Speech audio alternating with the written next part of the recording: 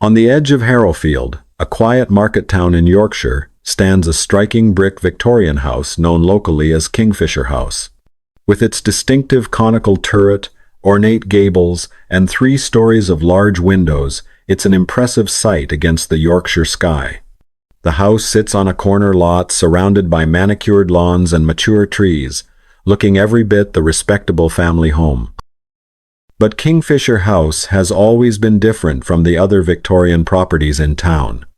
Not because of its grand architecture or corner position, but because of what once stood directly behind it. Where now there are only manicured gardens and modern flats, there once stood Blackwood Asylum, a sprawling Gothic institution that housed over 2,000 souls at its peak. The asylum was closed in 1987 after a series of scandals involving unreported deaths and experimental treatments. Most of it was demolished in the early 1990s, and the main building converted into luxury flats, its darker history quietly scrubbed from the record. For years, Kingfisher House had no connection to the asylum beyond proximity until the winter of 2016, when Anthony and Lena Gray moved in with their 8-year-old daughter Lucy. Anthony was an architect with an eye for period detail. Lena, a local teacher who loved the idea of living in a house with history. They had saved for years to afford their first Victorian home, and they were excited about the renovation project ahead of them. The house was charming but dated. Original features had been preserved but neglected, ornate cornicing painted over multiple times, beautiful hardwood floors hidden beneath layers of carpet, a kitchen that hadn't been updated since the 1960s. They planned to modernize while respecting the building's heritage. Lucy was fascinated by their new home. She spent hours exploring the narrow staircases and oddly shaped rooms, creating elaborate games of hide and seek in the nooks and crannies that only Victorian houses possess. Lena had found old newspaper clippings in the attic about Blackwood Asylum, and Lucy was endlessly curious about the old hospital for sad people that used to stand behind their garden. The renovation began in January with the kitchen, which required a complete overhaul, including new plumbing, electrical work, and structural modifications. Tommy Briggs, a local builder in his 50s, was hired for the job. Tommy had worked on several houses in the area over the years, and he had an uneasy familiarity with properties near the old asylum site. He'd encountered oddities before, rooms that were always cold, walls that seemed to weep moisture for no reason, spaces where his tools would go missing only to turn up in impossible places. But Tommy was a practical man who kept his concerns to himself. His assistant, Aidan, a lad in his early 20s, was eager but inexperienced. Aidan approached every job with enthusiasm, treating each challenge as an adventure rather than a problem to be solved.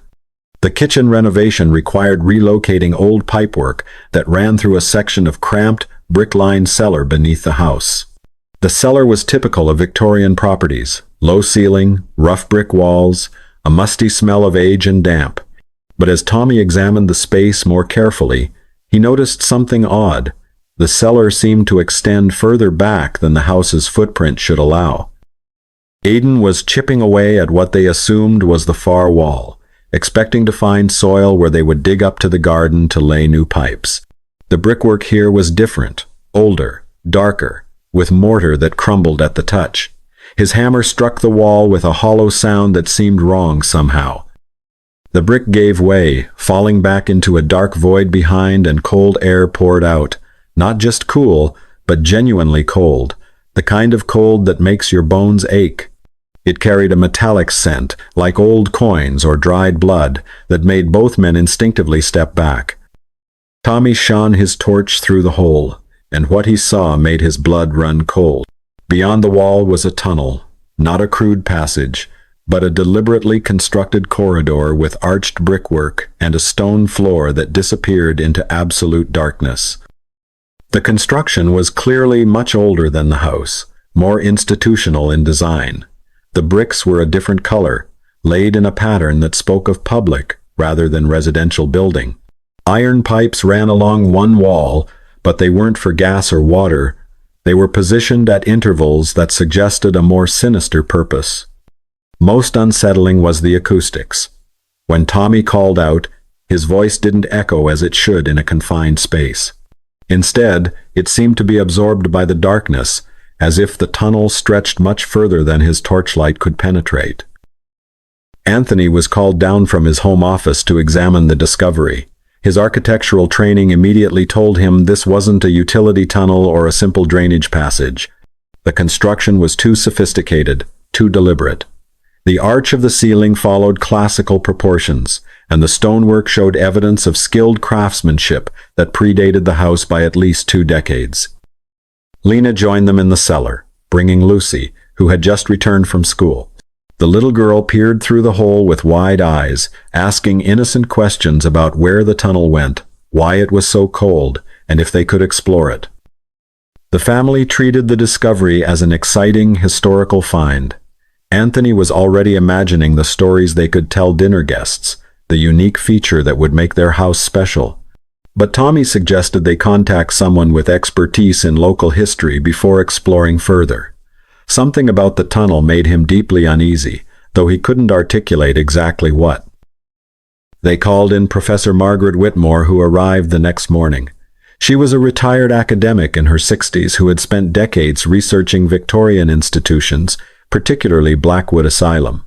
After her retirement from the university, she had continued her research independently, driven by both scholarly curiosity and a personal connection.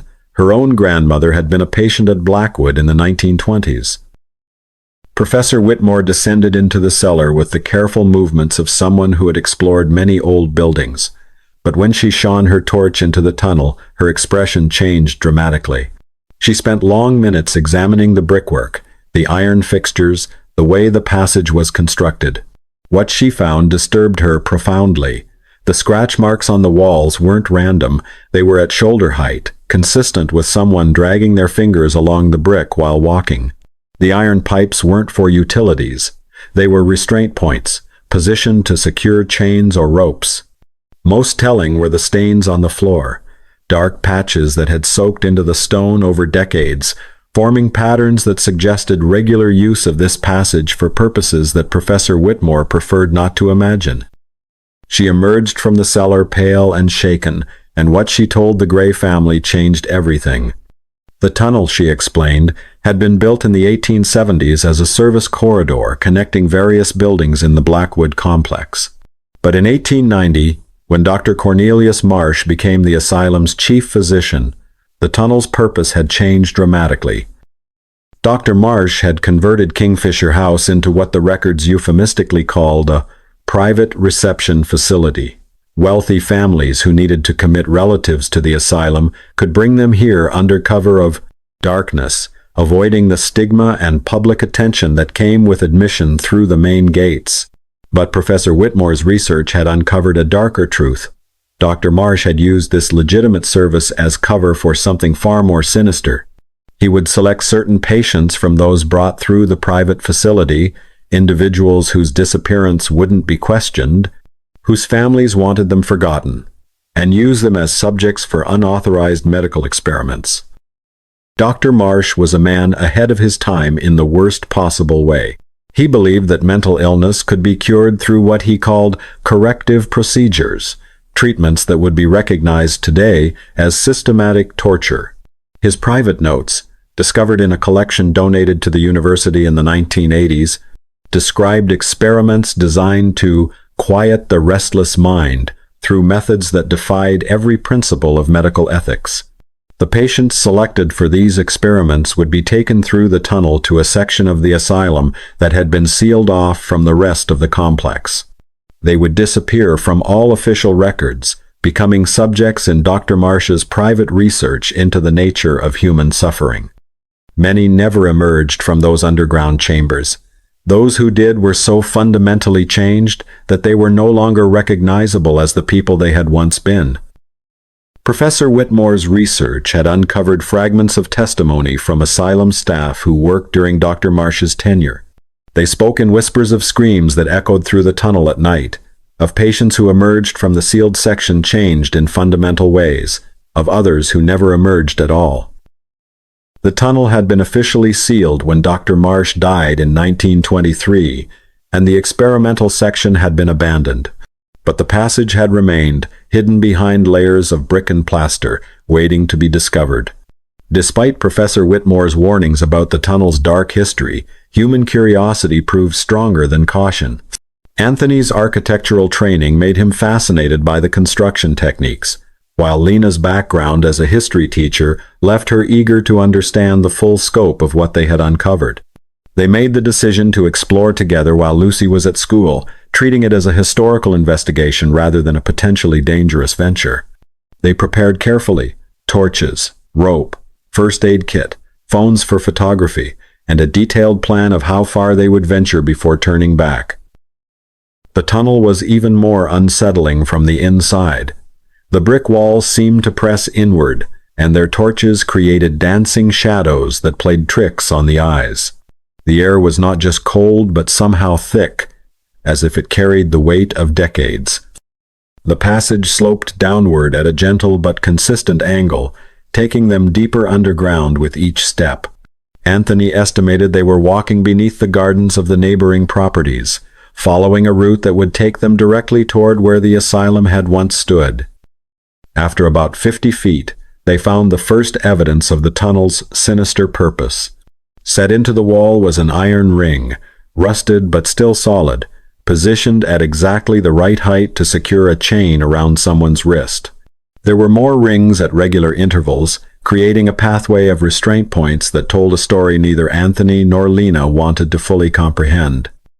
The brickwork here showed clear signs of modification from its original construction. What had once been a simple service tunnel had been deliberately altered to serve as a route for transporting unwilling patients. The walls had been reinforced, the floor leveled to prevent stumbling, and ventilation shafts added to ensure that people could survive the journey. The tunnel extended much further than they had expected. After about 200 feet, it began to widen, and they could see that it opened into a larger space ahead. The sound of their footsteps changed, echoing differently as they approached what appeared to be a substantial underground chamber. What they found defied belief and challenged their understanding of how thoroughly the asylum had been demolished. They were standing in an intact section of Blackwood's basement level, a part of the complex that had been simply abandoned and forgotten rather than properly demolished. The chamber was vast, with a vaulted ceiling that disappeared into shadows above their torchlights. The architecture was unmistakably institutional: thick stone walls, heavy iron doors, and a layout designed for control rather than comfort. But it was what filled the space that made Lena grab Anthony's arm in horror. Hospital beds, dozens of them, arranged in neat rows like a military barracks. But these weren't ordinary hospital beds.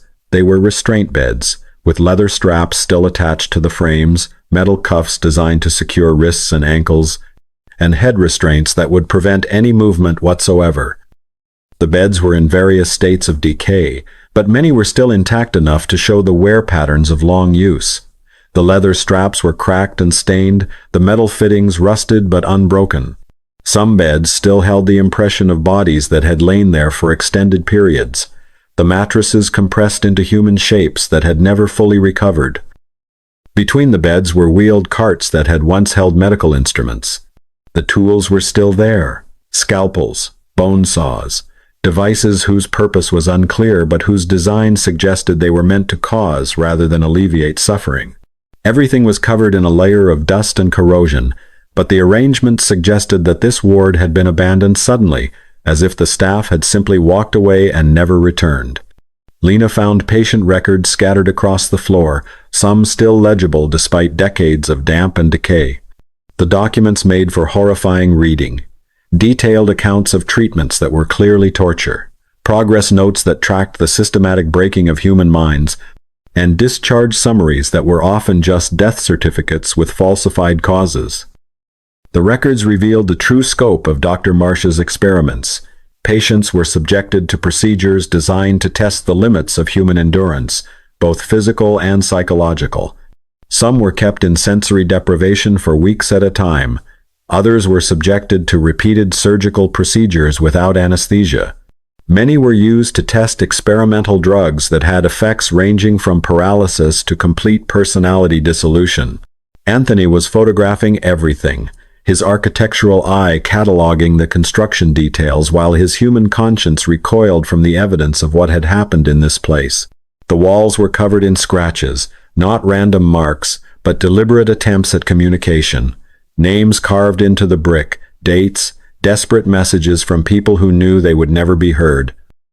But it was the cells that truly revealed the horror of what Dr. Marsh had created. Along one wall of the main ward was a series of smaller chambers, each barely large enough for a single person. The doors were heavy iron, with small viewing slots that could be opened from the outside. Some doors stood ajar, revealing spaces that were less than 6 feet square, with no furniture, no windows, no amenities of any kind. These were isolation cells, designed to break the human spirit through complete sensory deprivation. The walls were padded with material that had long since rotted away, leaving only the metal framework that had held it in place. The floors were stained with substances that neither Anthony nor Lena wanted to identify. The walls of these cells told stories that neither wanted to read. Scratch marks covered every surface, some deep enough to suggest that fingernails had been worn away in the making.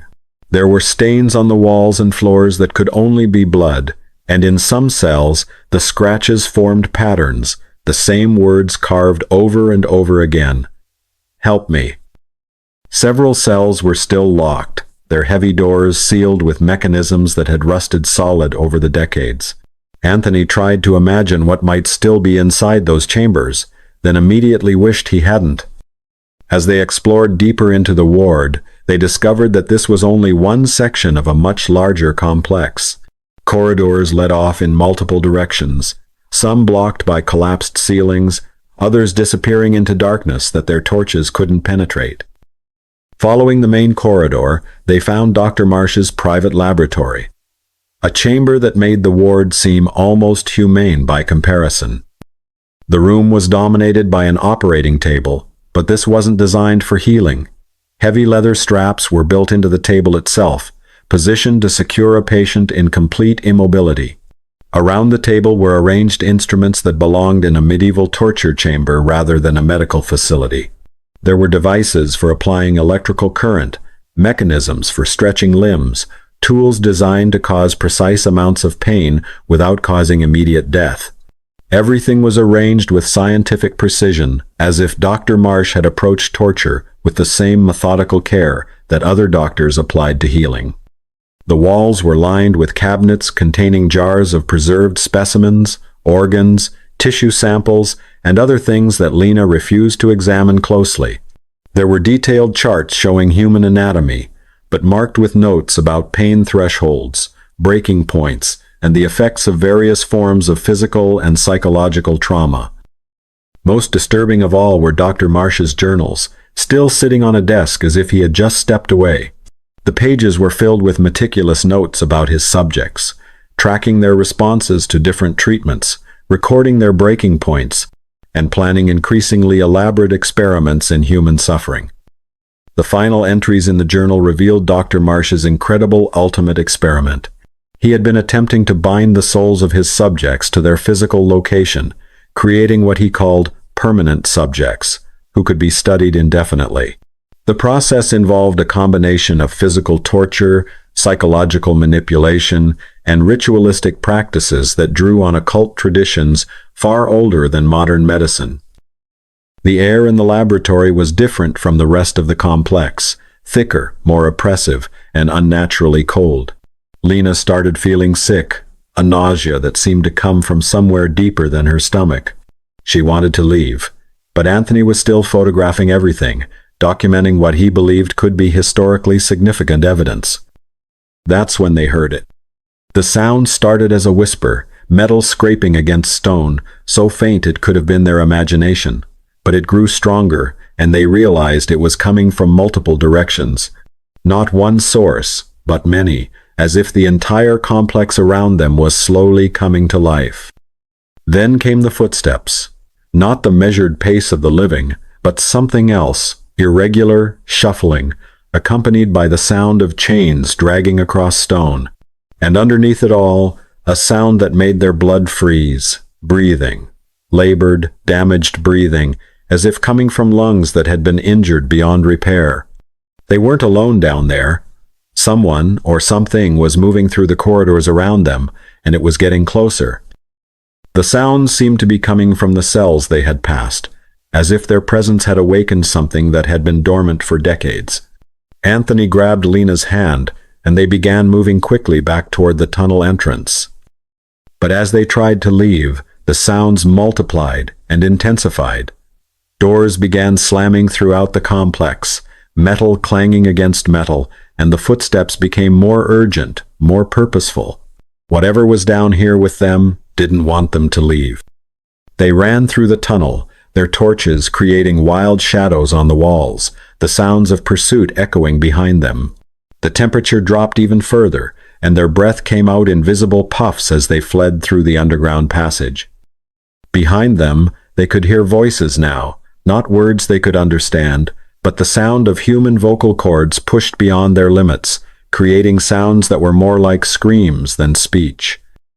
They scrambled through the hole in their cellar wall and up the stairs, slamming the door tightly behind them. Anthony turned the old key, locking the door, hoping it would hold back whatever they had awakened in the depths below. In the safety of their house, Anthony and Lena tried to process what they had experienced. Anthony, ever the rationalist, suggested that the sounds could have been explained by settling masonry, air currents, or even small animals that had found their way into the abandoned complex. But Lena knew better. She had felt something down there, a presence that was aware of them, watching them, following them. The nausea she had experienced in the laboratory hadn't been from the stale air. It had been from proximity to something fundamentally wrong. They argued about what to do next. Anthony wanted to contact historians, archaeologists, maybe even the media. This was a significant discovery that could shed light on a dark chapter of local history. Lena was equally adamant that the tunnel should be sealed immediately, bricked up and forgotten. Lucy was upstairs doing homework, which meant they could discuss the situation freely, but as the evening wore on, their debate became more heated. Anthony accused Lena of being superstitious. Lena accused Anthony of being dangerously naive. At exactly 11:47 p.m., the argument became irrelevant. It started with the cellar door. A single thunderous bang that shook the entire house. Then another, and another. They heard the metallic clunk of the ancient lock being ripped from the door and bouncing off the wall. The door slammed open with such force that the frame splintered, sending wooden shards flying across the hallway. But it didn't stop there.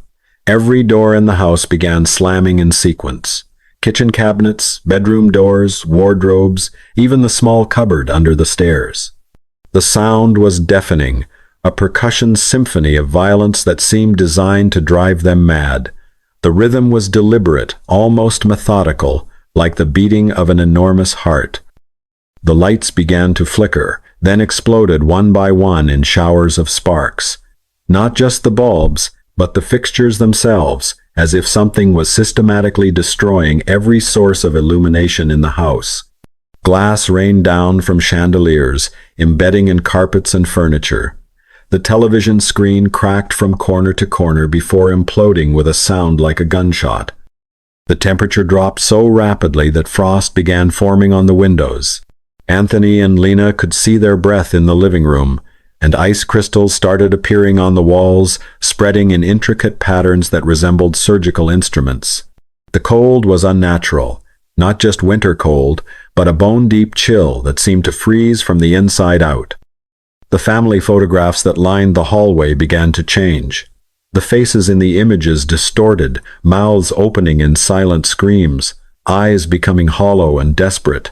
One by one, the frames fell from the walls, the glass shattering in perfect synchronization. Lucy came running downstairs, terrified by the chaos erupting around her. Her breath came out in visible clouds, her small body shivering violently in the unnatural cold.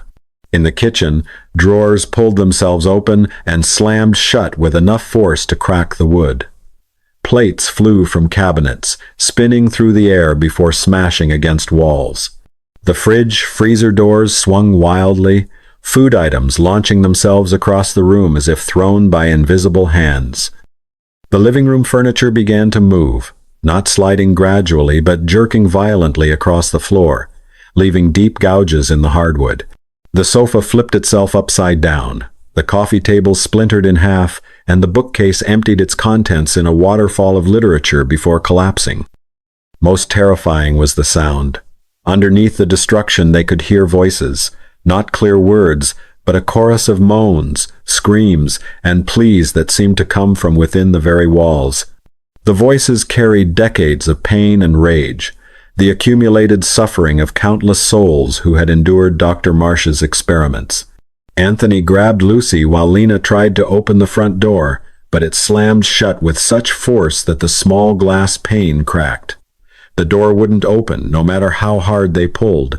The ornate brass doorknob became searingly hot, burning Lena's palm when she tried to turn it. Anthony tried the back door, but had the same result. The windows wouldn't break despite his attempts with a heavy brass candlestick, the glass somehow becoming as strong as steel. When he struck the bay window with all his strength, the candlestick bounced back, nearly hitting him in the face. They were trapped inside their own home while it tore itself apart around them. The staircase began to twist, the wooden steps warping and splintering as if being crushed by an invisible weight. The ornate banister pulled free from its moorings, the spindles snapping like twigs. The walls themselves began to change, the wallpaper bubbling and peeling away in strips, revealing underneath not plaster but what looked like human skin, crisscrossed with surgical scars.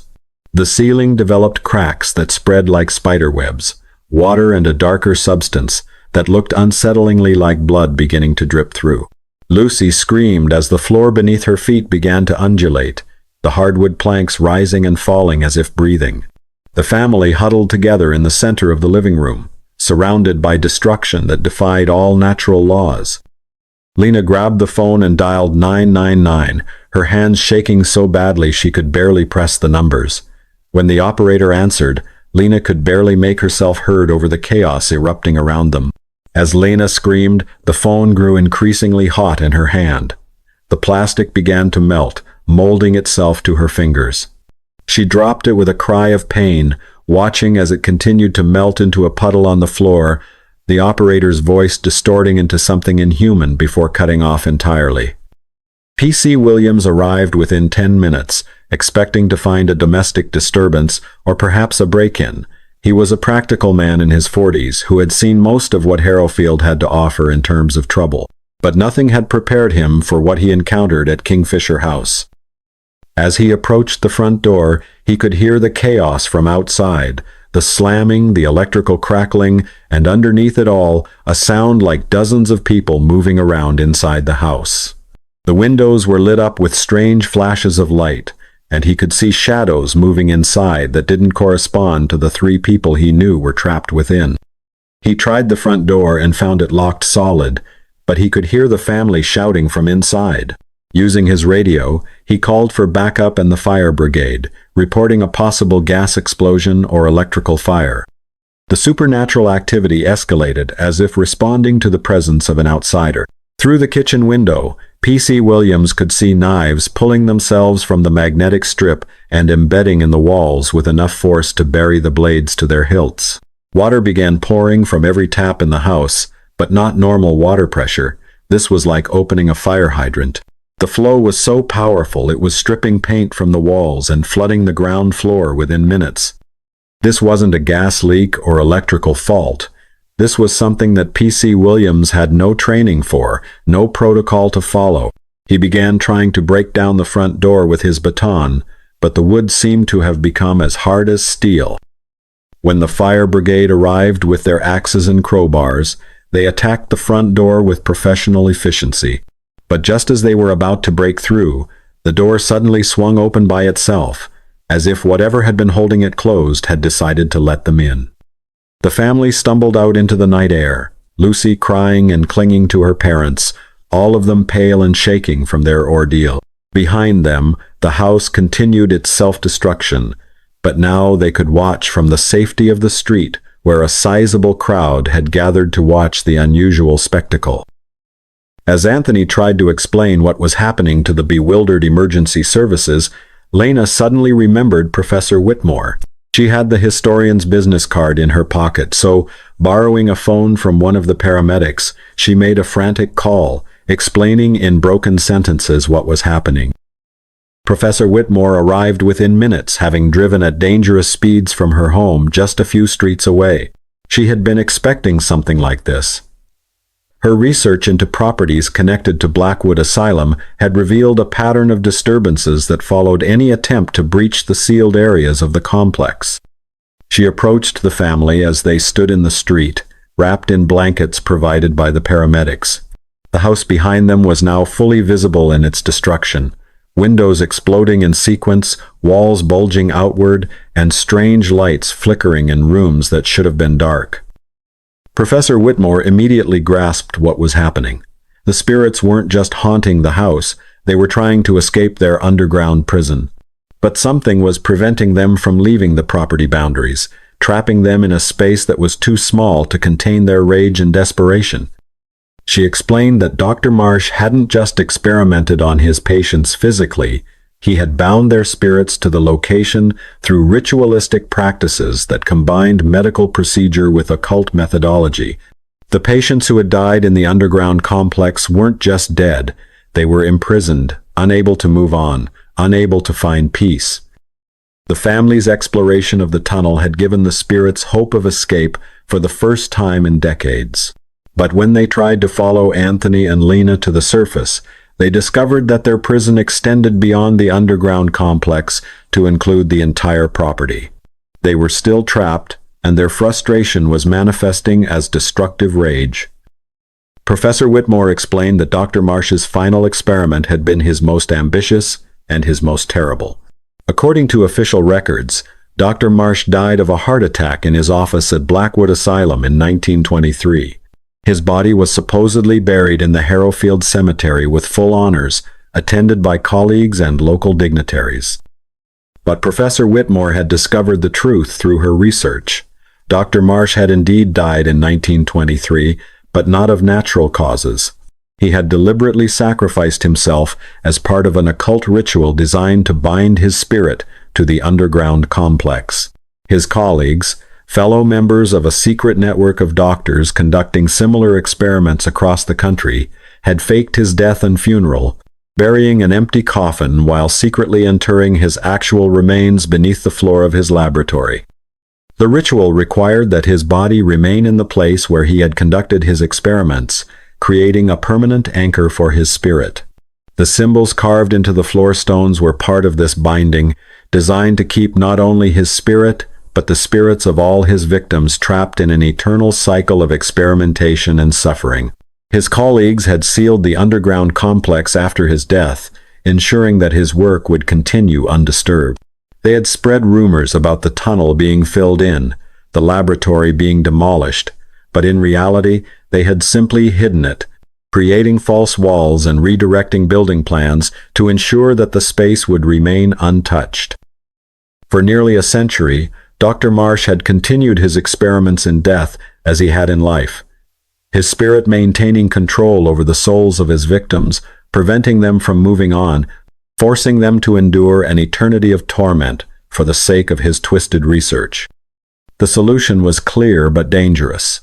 If Dr. Marsh's spirit was the force keeping the other souls trapped, then he would have to be confronted and defeated. But this meant someone would have to go back into the underground complex, find his remains, and somehow break the binding that had held for nearly a century. Anthony immediately volunteered. It was his exploration that had awakened the spirits, his family that was being threatened. But Professor Whitmore shook her head. This wasn't a job for an amateur, no matter how brave. The decision was made for them as the house's destruction reached a critical point. The walls were beginning to buckle, and it was clear that the building was going to collapse soon. If they were going to act, it had to be now. Professor Whitmore gathered what she needed from her car, a bag of salt, several iron objects, and a leather-bound book that looked far older than her academic texts. She had come prepared for this possibility, having encountered similar situations at other sites connected to the asylum. The descent into the cellar was like entering a war zone.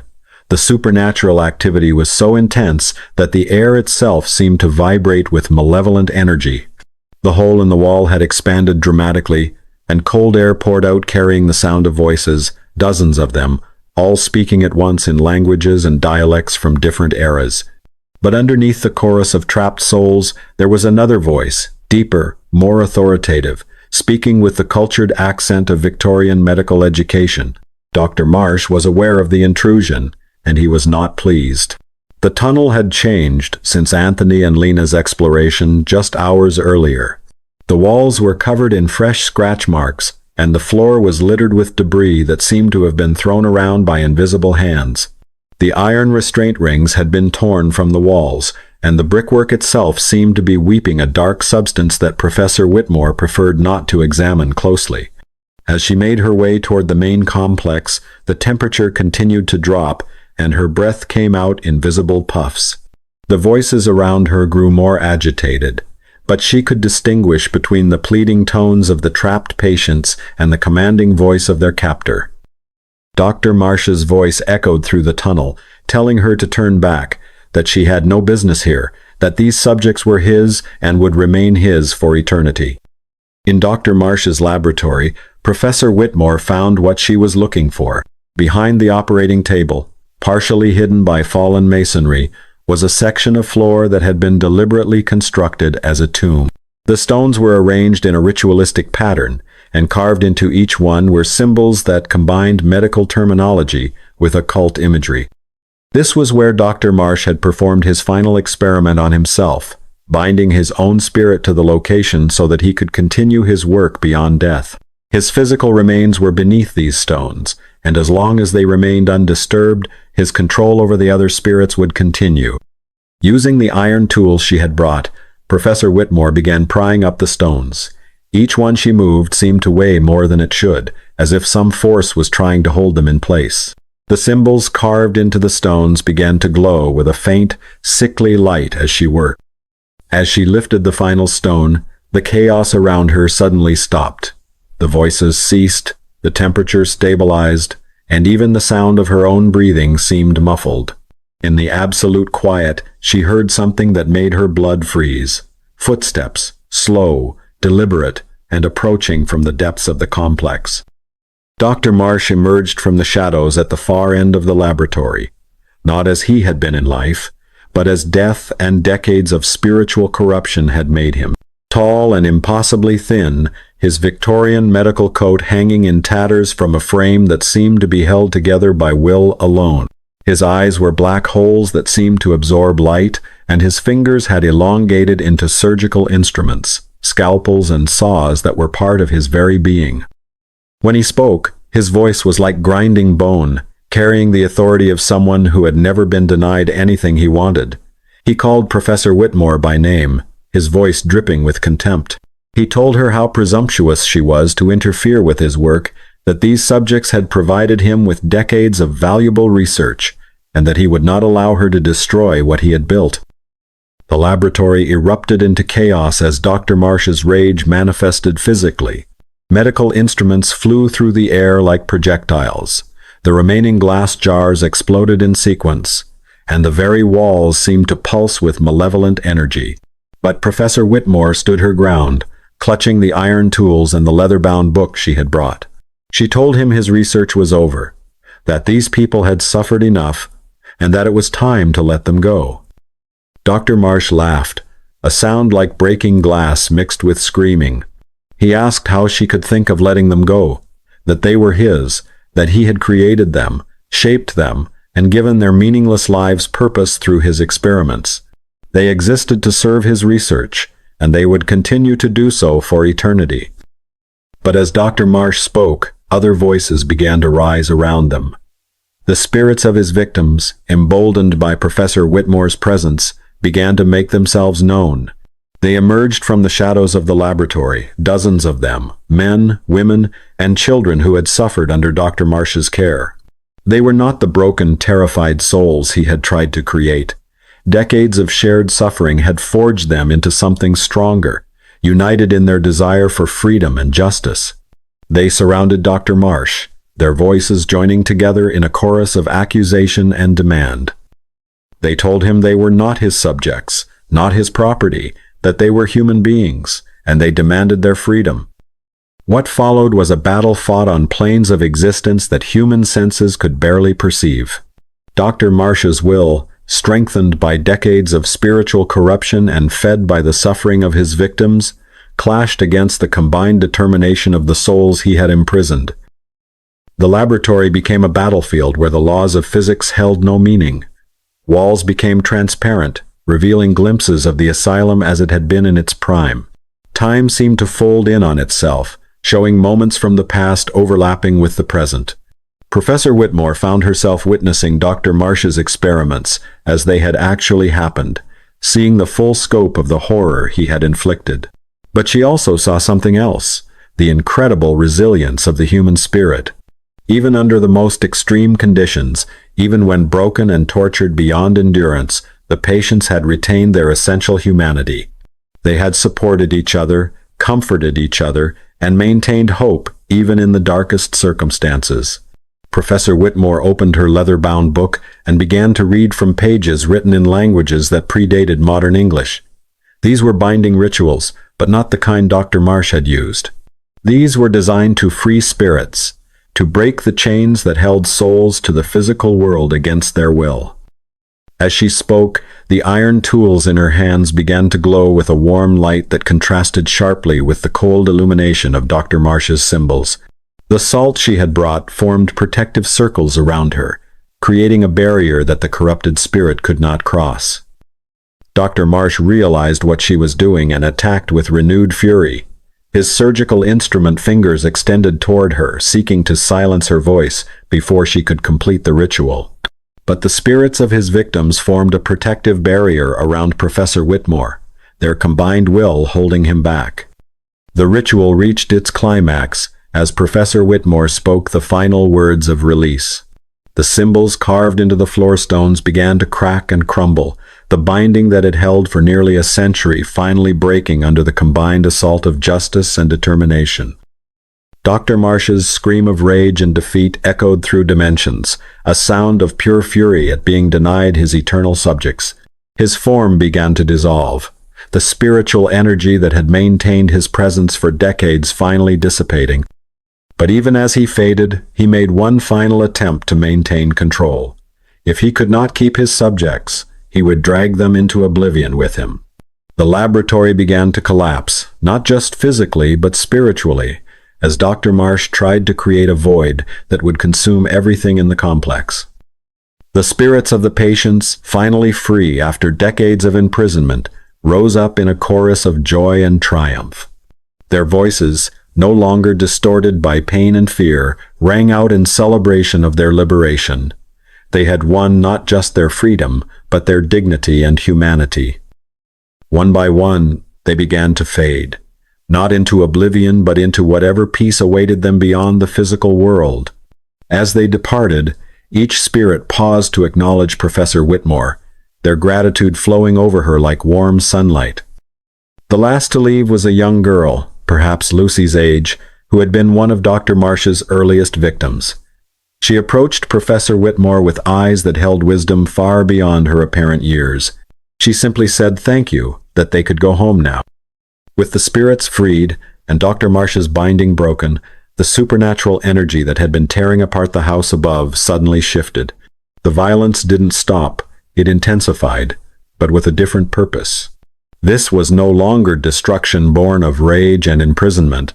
This was the final release of energy that had been contained for nearly a century. Professor Whitmore ran through the tunnel as the underground complex began to cave in behind her. The brickwork, no longer held together by supernatural force, crumbled like sand.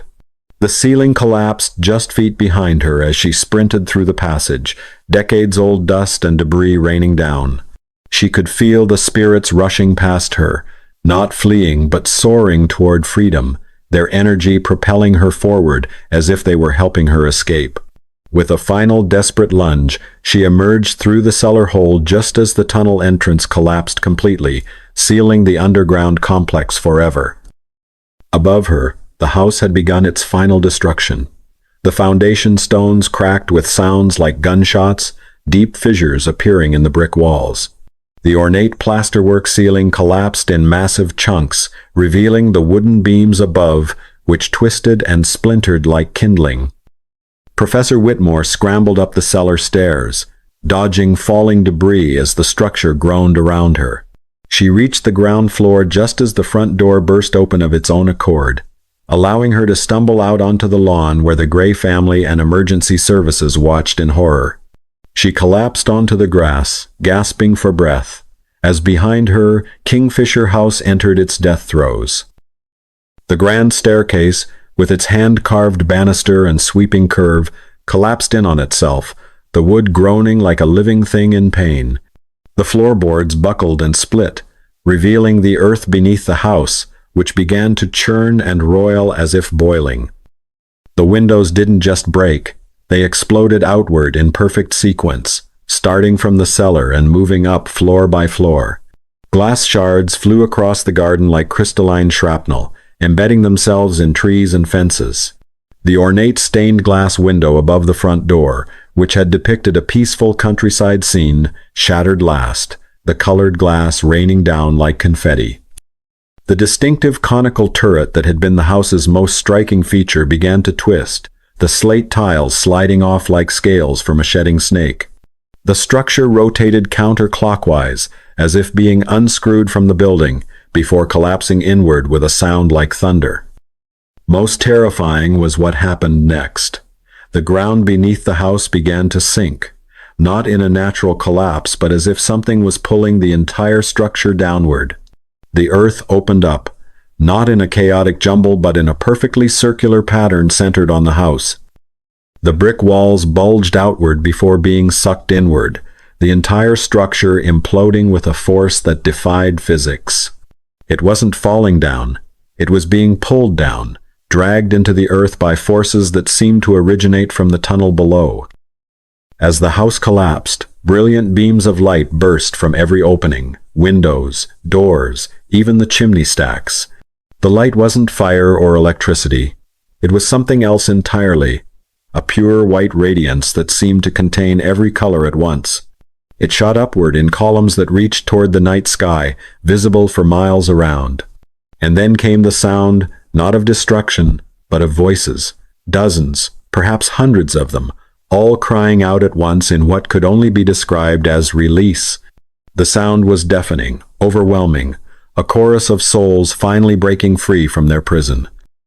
The house continued its collapse, the structure folding in on itself like paper, being drawn down into the earth with unnatural speed.